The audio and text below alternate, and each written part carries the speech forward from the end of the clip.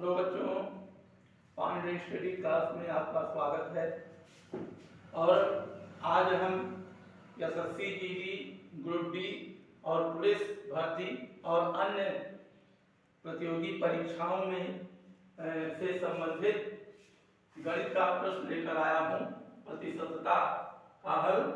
और इसका इंट्रोडक्शन बच्चों में पहले ही दे चुका हूँ और आज से मैं इसको प्रारंभ करने जा रहा हूँ और ये आपके लिए 10 भाग में होगा। और 10 भाग की ये गारंटी है कि अगर आप 10 भाग को ध्यान से पढ़ लेंगे तो निश्चित रूप से प्रतिशतता का कोई प्रश्न ऐसा नहीं बचेगा जिसको कि आप हल ना कर पाए। तो आइए देखते हैं प्रश्नों को। इसमें हमने बेसिक से प्रारंभ किया है। अगर आप कुछ भी नहीं जानते हैं तो भी आप प्रतिशतता में बिल्कुल हल कर लेंगे, ये हमारी गारंटी है। तो पहला क्वेश्चन दिया है, स्क्रीन पर देखिए। 500 रुपए का 12% किस संख्या का 10% है? 500 का 12% किस संख्या का 10% है? और ऑप्शन दिया है 500, 600, 700 और 400। तो आइए हम इसको हल करते हैं। 500 का 12%, सबसे पहले हम क्या करेंगे? 500 का 12% ज्ञात करेंगे। तो 500 का मतलब क्या होता है? गुणा 12% का मतलब 12/100। हल कीजिए, 0 0 कट जाएगा, 12 पंचे 60। अब 60 किस संख्या का 10% है? इसमें हमें 10% का मतलब 10/100 होता है। इसको हम पलट देंगे, 100/10। अब काट दीजिए, 100 छक्के 600। 600 रुपए का 10% है, 500 का 12%। 600 ऑप्शन किसमें दिया गया है? देखिए दूसरा ऑप्शन है। अब दूसरे ऑप्शन पर हम टिक लगा देंगे। प्रश्न नंबर 2 है 4%, 5% का कितने प्रतिशत है? तो देखो बच्चों, इस टाइप का प्रश्न बहुत अधिक प्रतियोगी परीक्षाओं में आता है। 4% का 5% याद दे देंगे, 10%, 15% का। तो इसका रूल जान लीजिए, जिसके विषय में पूछ रहे हैं वो ऊपर होगा और जिसको बेस बनाकर पूछ रहे हैं वो चीज नीचे होगा। जैसे 4%, ध्यान से सुनिए, 4%, 5% का कितने प्रतिशत है? तो किसके विषय में पूछ रहे हैं? 4 के विषय में। 4% इसमें भी है, प्रतिशत इसमें भी है, छोड़ दीजिए। 4 ऊपर कर दीजिए। 5% का 5% को आधार बनाया है, 5 नीचे। और कितने प्रतिशत है? तो हम 100% से इसको गुणा कर देंगे। अब 5 ही करने 5, 5 दूनी 10, 20 चौक 80 बराबर क्या होगा? 80%।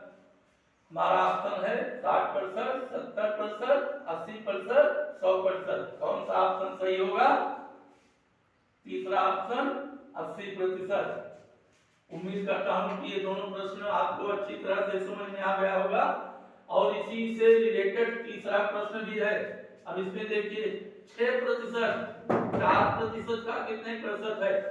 आपको कम का पूछेंगे, ज्यादा का बेस देकर, बड़ी संख्या का बेस देकर, या बड़ी संख्या पूछेंगे छोटी संख्या का बेस बनाकर। तो इसमें हम हल करेंगे 6%, 4% का कितने प्रतिशत है? तो 6% के बारे में पूछ रहे हैं। 6 ऊपर कर दो, 4 नीचे और गुणे को 100%। अब 4 के 4, 25 के 100, 25 छक्का 150%, 150%। 100%, 150%, यानी दूसरा ऑप्शन सही होगा। अब हम देखते हैं प्रश्न नंबर 4। एक विद्यार्थी को किसी परीक्षा में 600 में से 200 अंक प्राप्त हुए, परंतु वह 10 अंक से फेल हो जाता है। परीक्षा में पास होने के लिए न्यूनतम अंक चाहिए। न्यूनतम अंक चाहिए। इसको तो आप बड़ी जल्दी हल कर लेंगे। 200 प्राप्त कर रहा है, 10% से फेल होता है, 10% और चाहिए, परंतु उत्तर हमें किस में देना है? प्रतिशत में। देखिए ऑप्शन प्रतिशत में दिया है, तो हम क्या करेंगे? देखिए 200 अंक तो प्राप्त कर रहा है और 10 अंक से फेल हो जाता है, इसका मतलब अगर वो 10 अंक और पाता तो पास हो जाता। तो कुल पास होने के लिए अंक कितने की आवश्यकता है? 210 अंक। कितने में? 500 में से। और पिछले वीडियो में हमने बताया था कि अगर आपका प्राप्तांक प्रतिशत निकालना है तो कैसे निकालेंगे? प्राप्तांक गुणे 100 बटे हो जाएगा पूर्णांक। कितना है? 500। 0 0 0 0। अब 5 1 5, 5 4 20 और 1 बचा, 0 बढ़ाइए 10, 5 दूनी 10, यानी कि 42%। कितना होगा? 38, 40%, 42%, 50%। तो हमारा तीसरा ऑप्शन सही होगा, 42%। प्रश्न नंबर 5 है। प्रश्न नंबर 5 भी परीक्षा आपकी परीक्षा की दृष्टि से बहुत इंपॉर्टेंट है। चीनी का भाव 10% बढ़ जाने से एक व्यक्ति चीनी का प्रयोग कितने प्रतिशत कम कर दे कि खर्च में वृद्धि न हो? यानी कि चीनी का भाव तो बढ़ गया, लेकिन जितना खर्च उसका होता था पैसा चीनी में, उतना ही वो व्यय कर रहा है। तो 10% बढ़ गया। मान लीजिए कि वो पहले चीनी में 100 रुपए खर्च करता था, वही चीनी अब कितने में खर्च होगी? 10% बढ़ गया, वही चीनी अब हो जाएगी 110 रुपए में। लेकिन वो खर्च करने को कितना तैयार है? वही 100 रुपया। अब हम ज्ञात करेंगे कि 100 रुपए में उसे कितनी चीनी मिलेगी, और चीनी की मात्रा यानी किसी भी चीज की मात्रा का क्या होता है? ये होता है, अगर मात्रा ज्ञात करना है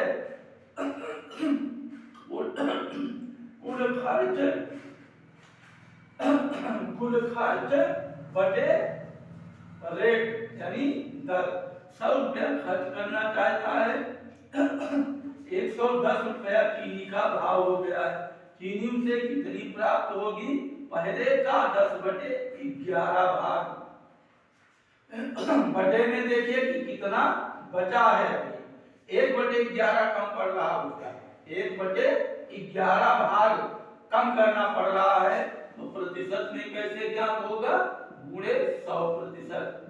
अब 100 के 100, 100/11%। सरल कर लीजिए, 11 9 99, 100, 1 के बगल उतारेंगे, 11 9 99, 1 इसमें बचा, 1 ऊपर चला जाएगा, 11 नीचे, और प्रतिशत यहाँ है, यहाँ प्रतिशत लगा दो, यानी 9 सही 1/11% उसे चीनी की मात्रा में कमी करनी पड़ेगी। कुल खर्च में 9 सही 11, 1/11% कम करना पड़ेगा, इससे खर्च में वृद्धि ना हो। हमारा दूसरा ऑप्शन सत्य होगा। प्रश्न नंबर 6 है, 0.5 20 का कितने प्रतिशत है? 0.5 20 का कितने प्रतिशत है? मान लीजिए कि 20 का x% 0.5 के बराबर है, तो लिखेंगे 20 का x%, और x% मतलब क्या होता है? x/100 बराबर कितना होगा? 0.5। अब ध्यान दीजिए, 20 का x का मतलब गुणा होता है, तो 20x बराबर 100 गुणे 0.5, और x बराबर क्या हो जाएगा? ये होगा 100 गुणे 0.5 बटे में 20 कर दीजिए। अब 20 के 20, 20 पंचे 100, अब ये हो गया 25, 2.5%, 2.5%। और देखिए इसी का एक रूप होता है 2 सही 1/2%। अगर दशमलव में दिया है उसको ढूंढकर टिक लगा दीजिए, दशमलव में नहीं प्रतिशत में है तो इसको प्रतिशत में कन्वर्ट कर लीजिए। 2 सही 1/2% प्रतिशत यानी कि फर्स्ट ऑप्शन हमारा सही होगा। और मित्रों अब मैं समझता हूं कि काफी प्रश्न इसमें से आपके समझ में अच्छी तरह से आ रहा होगा। प्रश्न नंबर 7 देखिए, 300 का 18% 60 से कितना कम है? 300 का 18% 60 से कितना कम है? तो सबसे पहले हम क्या करेंगे, क्लियर करेंगे कि 300 का 18% होता कितना है। तो क्या करेंगे, 300 गुणे 18% का मतलब क्या होता है, 18/100। 0 से 0 काट दीजिए, 18 यही 54। अब देखिए 300 का 18% तो हो गया 54, 60 से कितना कम है, 54 में कितना मिला देंगे, 60 होगा, 6 मिलाएंगे, यानी हमारा ऑप्शन दूसरा सत्य होगा। इसी पर आप टिक कर दीजिए। आगे प्रश्न नंबर 8 है, 1/4 25% से कितना कम है? ध्यान दीजिए, 1/4 25/100। 25% का मतलब क्या होता है, ये तीनों चीजें एक समान है। इसको काटेंगे, 25 के 25, 25 का 100, 25% को हल करेंगे, ये भी 25/100 जाएगा, 25 के 25, 25 का 100। चाहे आप 25/100 कहिए, चाहे 25% कहिए, चाहे 1/4 कहिए, जब बराबर है तो कोई कैसे कम या ज्यादा हो सकता है? कितना कम है, 0, 1, 2, 3। इसका मतलब जब कम ही नहीं है तो हमारा फर्स्ट ऑप्शन होगा 0। ये तो भ्रमित करने के लिए ऐसे प्रश्न प्रायः आते हैं।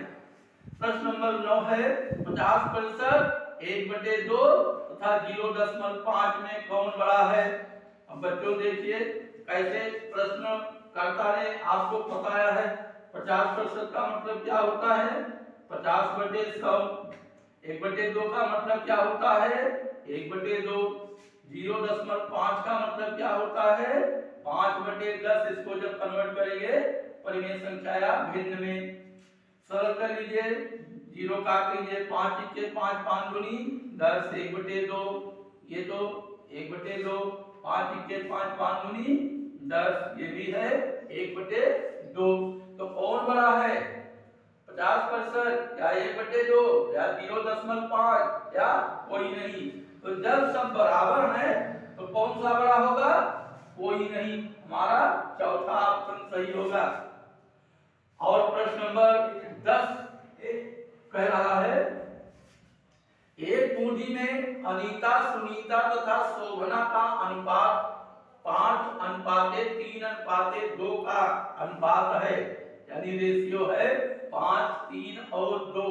तो पूंजी में सुनीता का शेयर है 20%, 30%, 40% और 50%। तो देखो बच्चों, पूंजी में पहले अनुपात इनका, अगर पूंजी में अनीता का 5 रुपया है, ये हो गया अनीता, अनीता का कितना है, 5 रुपया। फिर किसका नंबर है, सुनीता का, सुनीता का कितना अनुपात है, 3 रुपया। इन्होंने 5 खर्च किया है, इन्होंने 3 खर्च किया है। और शोभना ने कितना खर्च किया है, 2 रुपया खर्च, 2। कुल योग हो गया 10, यानी अनुपातिक योग जोड़ देंगे, 5, 3, 8, 2, 10। 10 रुपए में सुनीता ने 3 रुपए खर्च किया है। अगर 10 रुपए पूंजी है तो सुनीता ने 3 रुपया खर्च कर दिया है, 3 रुपया है इनका, तो इनका शेयर कितना हो गया, 3/10। प्रतिशत में बदलना है, गुणे 100%। ध्यान देना बच्चों, कभी भी 100 से गुणा मत करना, 100% होता है। प्रतिशत से जब करोगे तभी यहाँ प्रतिशत में मिलेगा। अब 10 के 10, 10 दहमा 100, 10 यानी 30 हुआ। आगे यहाँ प्रतिशत है, आप भी प्रतिशत लगा दो, यानी पूंजी में सुनीता का शेयर 30% होगा। हमारा दूसरा ऑप्शन सही होगा। तो इस तरह से मैं समझता हूं कि आज का ये प्रश्न आपको अच्छी तरह से समझ में आ गया होगा। और इसी तरह से अब ये हमारा आज का 1 है, पार्ट 2, पार्ट 3, इस क्रम से पार्ट 10 तक हमारा ये प्रतिशतता का रहेगा।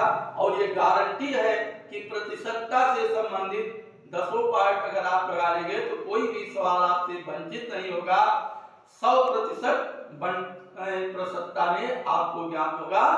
और आपसे निवेदन है कि इस वीडियो को लाइक, शेयर, कमेंट और सब्सक्राइब अवश्य कीजिए।